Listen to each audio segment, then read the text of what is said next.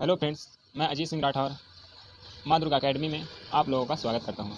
आज के मैं इस सेशन में बात करूँगा युवा शक्ति की कि युवा शक्ति है क्या वास्तव में और यह आगे चलकर क्या कर सकता है, और एक देश में, एक परिवार में, एक समाज में युवा शक्ति की क्या जो महत्व है वह क्या है, उसकी क्या आवश्यकता है, और उसके द्वारा एक राष्ट्र का किस प्रकार निर्माण हो सकता है, और एक कहा जाए तो राम राज्य का कैसे निर्माण किया जा सकता है। आप ही सोचिए कि हमेशा ही पुराने समय से युवा शक्ति पे क्यों जोर दिया जाता है, क्यों उनको ज़्यादा समर्थन किया जाता है।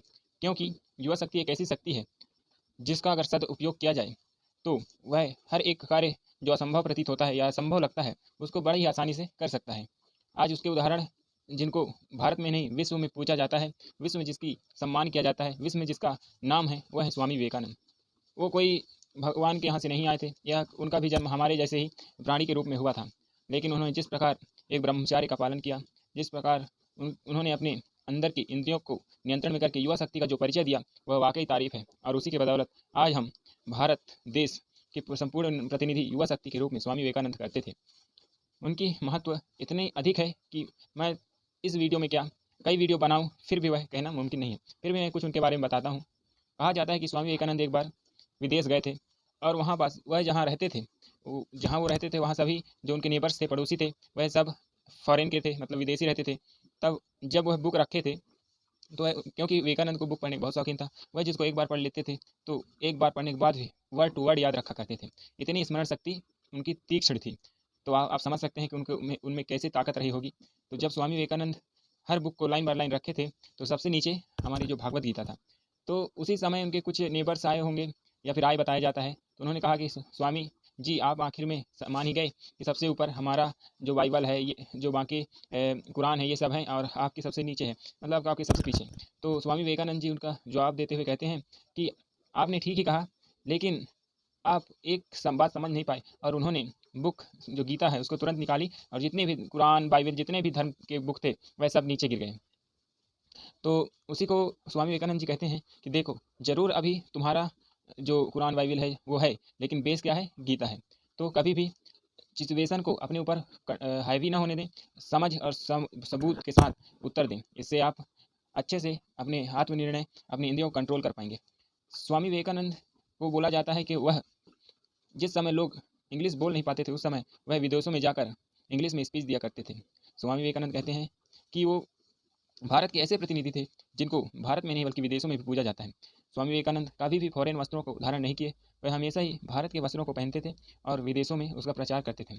उन्होंने कभी भी यह नहीं कहा कि मैं विदेश जा रहा हूँ तो अच्छा लगूँ उसके लिए विदेशी कपड़े, उन्होंने ये कभी नहीं कहा। वह हमेशा भारतीय वेशभूषा में जाते थे, भारत में स्पीच देते थे, हिंदी भाषा में स्पीच देते थे। लेकिन जब कोई उनको टारगेट करता था कि ये हिंदू है, ये इंग्लिश नहीं बोल पाते, तब वह क्या करते थे? इंग्लिश में उसको जवाब दे के उनको नियुक्त कर देते थे। तो स्वामी विवेकानंद की यह एक बहुत ही बड़ी विशेषता है कि वह दिखावट से बहुत आगे चले गए थे। वह कभी दिखावट नहीं करते थे।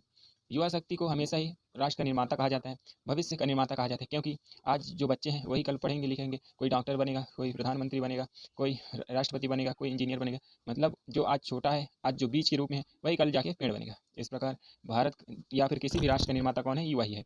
तो ये चाहिए कि युवा को ब्रह्मचार्य का पालन करे और युवा एक ऐसे मार्ग पर चले जिससे राष्ट्र की उन्नति हो, समाज का नाम हो, जाति का नाम हो, परिवार का नाम हो, हर एक स्टेट पर उसकी मान सम्मान किया जाए। तो इसके लिए ये है कि उसको कुछ नियम फॉलो करने पड़ेंगे जिससे वह अपनी लाइफ में आगे बढ़ सके।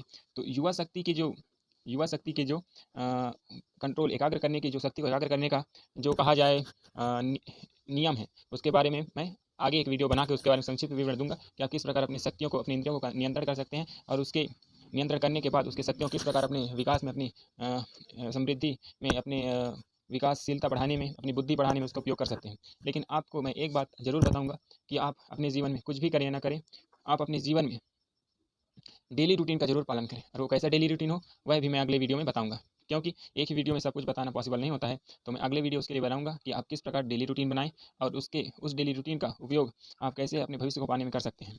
क्योंकि आज हमारा देश बहुत ही पीछे है, बहुत ही नकारात्मक की ओर बढ़ रहा है। आप किसी भी मूवी को देखो तो अगर हीरो निगेटिव रोल है तो लोग जो क्या बोलते हैं, कहा जाए तो पॉजिटिव रोल को ना देखकर निगेटिव रोल को ज़्यादा अग्रेसिव मानेंगे। जैसे अभी हाल ही में देख लीजिएगा तो पुष्पा में क्या है कि वह एक निगेटिव रोल है हीरो का, लेकिन लोग उसको इतना प्यार कर रहे हैं जैसे वह बहुत ही पॉजिटिव रोल हो। तो मेरे कहने का यही अर्थ है कि युवा को एक पॉजिटिव थिंक लेके आगे बढ़ना चाहिए। लास्ट में मैं यही कहूँगा कि देश के सभी युवाओं को कि मेहनत करना मेहनत करना जी जान से, ताकि बाद में पछतावा ना हो आपको कि मैंने मेहनत नहीं किया या मेज में कुछ कमी रही। बाद में अगर आपका कोई काम नहीं होता है तो आप ये कह सकते हैं कि मैंने 100% अपना दिया, काम नहीं हुआ तो मेरे ऊपर नहीं है।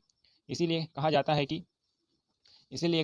है कि मेहनत करना, कर्म करना अपना है, मंजिल मिले न मिले वो तो मुकद्दर की बात है। तो है मेरे दोस्तों, मेरे दर्शकों, मैं बस यही करना चाहूँगा कि आप दिन रात जी जान के मेहनत करें। और ये भी कहूँगा कि मैं जल्द ही इंग्लिश का कोचिंग क्लास लाने वाला हूँ। तो जल्द से जल्द इंग्लिश बोलने के लिए स्पोकन क्लास है। तो अगर आप इंग्लिश सीखना चाहते हैं सब्सक्राइब करें और वीडियो को शेयर करें। तो आज की क्लास में इतना ही। आप एक पॉजिटिव थिंक लेकर एक सही मार्गदर्शन करके ही अपने जीवन को आगे बढ़ाएं। और गुरु की विशेषता महत्वपूर्ण है, तो आप एक मेंटोर जरूर रखें अपने जीवन में, चाहे वो ऑनलाइन हो ऑफलाइन हो किसी प्रकार के हो, लेकिन एक मेंटोर होना चाहिए। क्योंकि जीवन में एक गुरु के बिना लाइफ कभी भी पॉसिबल नहीं है।